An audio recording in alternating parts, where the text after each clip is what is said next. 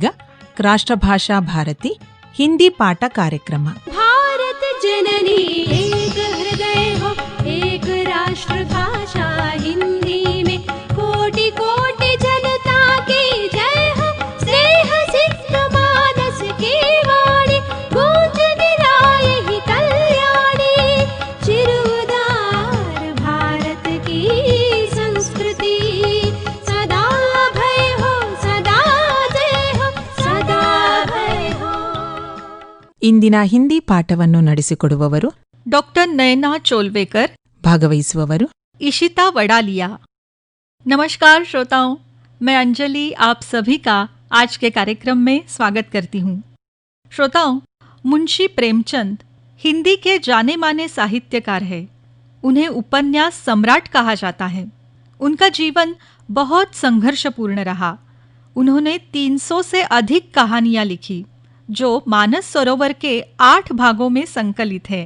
उन्होंने अनेक उपन्यास लिखे जिनमें गोदान, गबन, कर्मभूमि, सेवा सदन, रंगभूमि तथा निर्मला आदि बहुत ही प्रसिद्ध है. उनकी रचनाओं में मानव जीवन एवं भारत के गांवों की परिस्थितियों का मार्मिक चित्रण हुआ है. आज के पाठ में प्रेमचंद जी द्वारा लिखित बड़े घर की बेटी इस कहानी के बारे में हम सुनेंगे अध्यापिका डॉक्टर नयना चोलवेकर से. उनके साथ इस संवाद में सहभागी है इशिता वडालिया.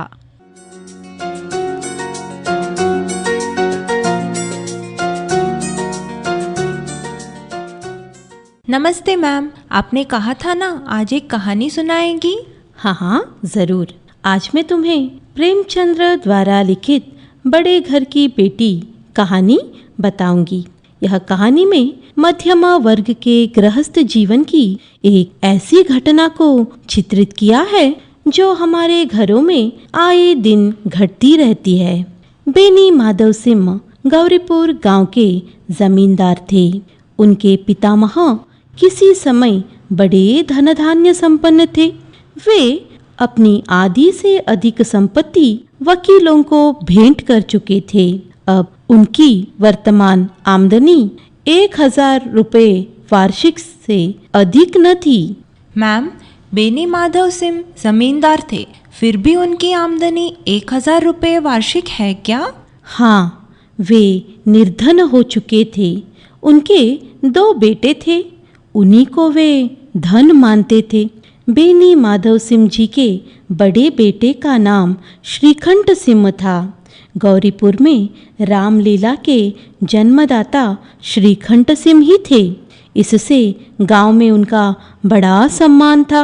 सम्मिलित कुटुंब के तो वह एकमात्र उपासक थे. आजकल स्त्रियों को कुटुंब में मिलजुल कर रहने की जो अरुचि होती है उसे वह जाति और देश दोनों के लिए हानिकारक समझते थे. इसी कारण से गांव की ललनाएं उनकी निंदक थी.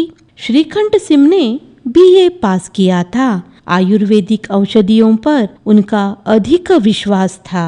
शाम सवेरे उनके कमरे से प्रायः खरल की सुरीली कर्ण मधुर ध्वनि सुनाई दिया करती थी. लाहौर और कलकत्ते के वैद्यों से बड़ी लिखा पड़ी रहती थी. मैम, श्रीखंड इतना गुणी था, फिर भी स्त्रियां उसकी निंदा करती थी. हाँ, वह स्त्रियों को मिलजुल कर रहने के लिए कहता था ना, इसलिए अविभक्त परिवार का प्रेरणा था श्रीखंड. ठाकुर साहब का छोटा लड़का लाल बिहारी सिंह था. सजीला जवान था. भैंस का 2 सेर ताज़ा दूध वहाँ सबेरे पीता था. दोहरे बदन का, चौड़ी छाती, बड़ा जबरदस्त पहलवान था. लाल बिहारी कुछ काम नहीं करता था क्या? इशिता, पहलवानी की ही उसका पेशा था. इस कहानी के प्रमुख पात्र में है आनंदी. आनंदी एक बड़े उच्च कुल की लड़की थी.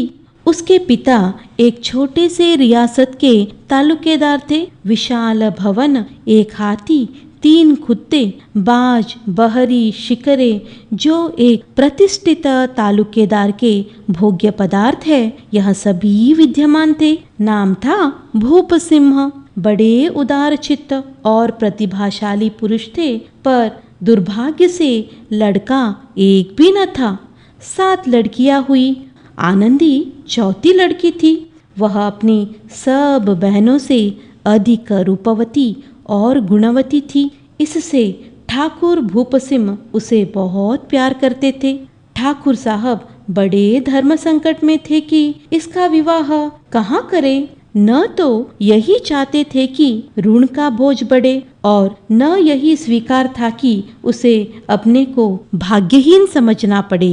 एक दिन श्रीकंठ उनके पास किसी चंदे का रुपया मांगने आए। भूपसिंह उनके स्वभाव पर रीझ गए और धूमधाम से श्रीकंठ सिंह का आनंदी के साथ विवाह हो गया। मैम, आनंदी एक बड़े घर की बेटी है। श्रीकंठ के परिवार में वह कैसे मिलजुल गई? आनंदी बहुत गुणवती थी। जिस टीमटाम की उसे बचपन से ही आदत पड़ी हुई थी, वह नाम मात्र को भी न थी। सीधा सादा देहाती गृहस्थ का मकान था।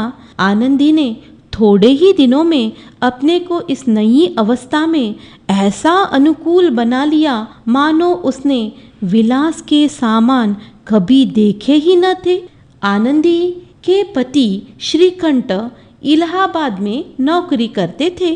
प्रति शनिवार को वे घर आया करते थे। आनंदी अविभक्त परिवार में मिलजुल कर रहती थी। आनंदी ससुराल में अविभक्त परिवार में रहती थी और हर शनिवार ही श्रीकंठ घर आया करता था क्या मैम? हाँ, सही कहा। एक दिन दोपहर के समय लाल बिहारी सिंह 2 चिड़िया लिए हुए आया और अपने भाभी से बोला, जल्दी से पका दो, मुझे भूख लगी है। आनंदी भोजन बनाकर उसकी राह देख रही थी। आनंदी ने हांडी में देखा तो घी पाव भर से अधिक न था। बड़े घर की बेटी है ना, किफायत क्या जाने। उसने सब घी मांस में डाल दिया। लाल बिहारी खाने को बैठा तो दाल में घी न था। बोला, दाल में घी क्यों नहीं है? आनंदी ने कहा, घी सब मांस में पड़ गया। लाल बिहारी जोर से बोला, अभी परसों घी आया है, इतना जल्दी उठ गया? आनंदी ने उत्तर दिया, आज तो कुल पाव भर रहा होगा, वह सब मैंने मांस में डाल दिया। जिस तरह सूखी लकड़ी जल्दी से जल उठती है, उसी तरह क्षुधा से बावला मनुष्य जरा जरा सी बात पर तिनक जाता है। लाल बिहारी को भाभी की यह ठिड़ाई बहुत बुरी मालूम हुई। तिनक कर बोला, मायके में तो चाहे घी की नदी बहती हो, स्त्री गालियां भी सह लेती है, मार भी सह लेती है, पर मायके की निंदा सही नहीं जाती। आनंदी मुंह फेर कर बोली, वहां इतना घी कहाँ खा जाते हैं। लाल बिहारी जल गया, थाली उठाकर पलट दी और बोला, जी चाहता है जीभ पकड़कर खींच लूं। उसने खड़ाऊ उठाकर आनंदी की ओर जोर से फेंकी और कहा कि जिसके गुमान पर भूली हुई हो उसे भी देखूंगा और तुम्हें भी। आनंदी ने हाथ से खड़ाऊ रोकी, सिर बच गया, पर उंगली में चोट लगी। क्रोध के मारे हवा से हिलते पत्ते की भांति अपने कमरे में आकर खड़ी हो गई। स्त्री का बल और साहस, मान मर्यादा पति तक है। उसे अपने पति के ही बल और पुरुषत्व का घमंड होता है। आनंदी खून का घूंट पीकर रह गई। लाल बिहारी को अपनी भाभी आनंदी के प्रति इस तरह व्यवहार नहीं करना चाहिए था ना मैम? हाँ, सही कहा।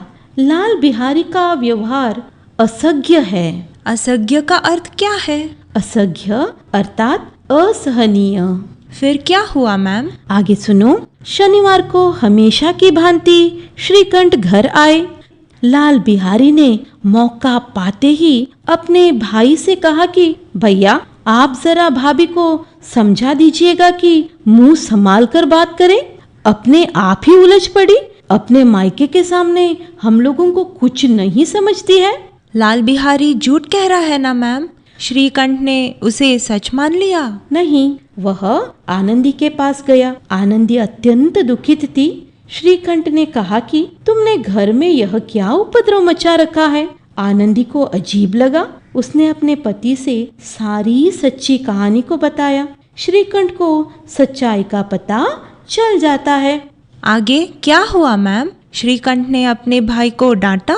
नहीं, वह अपने पिता बेनी माधव सिंह से कहते हैं कि वह अपनी पत्नी आनंदी के साथ अलग घर बसाना चाहते हैं। लाल बिहारी को मैं अपना भाई नहीं समझता हूँ, उसका मुंह तक मैं नहीं देखना चाहता हूँ। बेनी माधव सिंह ने अपने बेटे श्रीकंठ को समझाया कि बड़ी घर की बेटियां यूं ही घर तोड़ने के लिए छोटी बात को भी बढ़ा चढ़ाकर बोलती है। बेनी माधव सिंह को लाल बिहारी ने जो अपने भाभी के साथ सलूक किया वह ठीक लगा? हाँ, पुराने जमाने में बहू बेटियों को ही ज्यादातर दोषी ठहराया जाता था। बेचारी आनंदी। आगे क्या हुआ मैम? जब श्रीकंठ अपने पिता से लाल बिहारी के कारण घर छोड़कर अलग गृहस्थी की बात कर रहे थे, वह चुपचाप अपने भाई की बात सुन रहा था। कौन? लाल बिहारी। इन दो भाइयों को गांव वाले राम लक्ष्मण की उपमा देते थे। आज वही भाई लाल बिहारी से बात भी नहीं करना चाह रहा था। उसे अपनी गलती का एहसास होता है। वह अपनी भाभी से क्षमा याचना करता है और कहता है कि भाभी, भैया ने निश्चय किया है कि वह मेरे साथ घर में न रहेंगे। अब वह मेरा मुंह नहीं देखना चाहते, इसलिए अब मैं जाता हूँ। उन्हें फिर मुंह न दिखाऊंगा। मुझसे जो कुछ अपराध हुआ उसे क्षमा करना। यह कहते कहते लाल बिहारी का गला भर आता है। आखिर श्रीकंठ के क्रोध ने लाल बिहारी को अपनी गलती का एहसास करवा दिया। हाँ, आनंदी ने लाल बिहारी की शिकायत तो की थी, लेकिन अब मन में पछता रही थी। वह स्वभाव से ही दयावती थी। उसे इसका तनिक भी ध्यान नहीं था कि बात इतनी बढ़ जाएगी। वह मन में अपने पति पर झुंझला रही थी कि यह इतने गर्म क्यों होते हैं। इसी बीच में जब उसने लाल बिहारी को दरवाजे पर खड़े यह कहते सुना कि अब मैं जाता हूँ, मुझसे जो कुछ अपराध हुआ क्षमा करना, तो उसका रहा सहा क्रोध भी पानी हो गया। वह रोने लगी। श्रीकंठ को देखकर आनंदी ने कहा, लाल बाहर खड़े बहुत रो रहे हैं। श्रीकंठ ने कहा, मैं क्या करूं? आनंदी कहती है कि मैं ईश्वर को साक्षी देकर कहती हूँ कि लाल बिहारी के ओर से मेरे मन में तनिक भी मैल नहीं है। तब श्रीकंठ का हृदय भी पिघला। उसने अपने छोटे भाई को गले से लगा लिया। बेनी माधव सिंह बाहर से आ रहे थे। दोनों भाइयों को गले मिलते देखकर आनंद से पुलकित होकर कहते हैं, बड़ी घर की बेटियां ऐसी ही होती है, बिगड़ता हुआ काम बना लेती है। बेनी माधव सिंह ने आनंदी की प्रशंसा इसलिए की कि उसने दोनों भाइयों को अलग होने से रोक लिया, है ना मैम? हाँ, सही कहा। हमें हमेशा परिवार में मिलजुल कर रहना चाहिए। एक क्षण के क्रोध से परिवार में हिलोरे उठाना नहीं चाहिए और क्षमा भावना प्रत्येक मनुष्य में रहना जरूरी है। समझी इशिता? हाँ मैम, समझ गई। धन्यवाद मैम। धन्यवाद।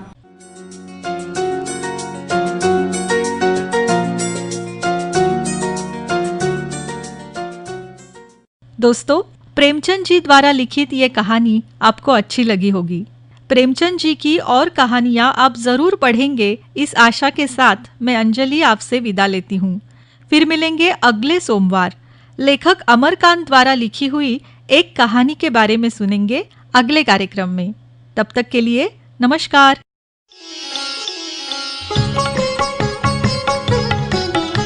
ಇದುವರೆಗೆ ರಾಷ್ಟ್ರಭಾಷಾ ಭಾರತಿ ಹಿಂದಿ ಪಾಠ ಕಾರ್ಯಕ್ರಮ ಕೇಳಿದಿರಿ. ನಡೆಸಿಕೊಟ್ಟವರು ಡಾಕ್ಟರ್ ನಯನಾ ಚೋಲ್ವೇಕರ್. ಭಾಗವಹಿಸಿದವರು ಇಶಿತಾ ವಡಾಲಿಯಾ. भारत जननी एक हृदय हो, एक राष्ट्र था